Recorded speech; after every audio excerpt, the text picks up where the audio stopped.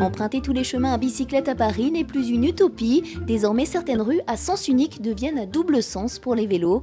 Une mesure qui ne concerne que les zones limitées à 30 km/h. Objectif, faciliter la pratique du vélo à Paris. Pour les cyclistes, effectivement, le fait d'avoir des doubles sens cyclables, ça permet de restaurer des traversées directes dans les quartiers. Ça permet aussi aux cyclistes d'éviter par exemple des voies plus chargées, donc de circuler en parallèle dans des voies plus tranquilles.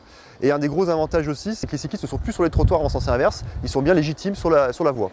Mais cette réglementation nécessite des changements de comportement sur les routes. Automobilistes, piétons et cyclistes devront apprendre à cohabiter ensemble et dans tous les sens. Pour les cyclistes, c'est d'être très vigilant au démarrage. Les gens ne sont pas forcément au courant, notamment les piétons, les automobilistes et les autres usagers. Pour les piétons, effectivement, un nouveau réflexe, puisque dans les rues à sens unique, on a l'habitude de tourner la tête d'un seul côté. Et là, effectivement, comme des vélos arrivent dans le sens inverse, il va falloir tourner la tête à droite et à gauche. Pour les automobilistes, effectivement, expliquer qu'il faut laisser un espace suffisant et ne pas serrer contre le trottoir. Les premiers tests ont révélé une augmentation du nombre de cyclistes et une diminution de la vitesse des voitures. Sur l'ensemble des zones 30, à Paris, 9 quartiers seront dans un premier temps concernés d'ici le 5 mars. À terme, 1600 voies à sens unique pourraient devenir à double sens cyclables. Aujourd'hui, dans la capitale, 150 000 déplacements quotidiens se font à vélo.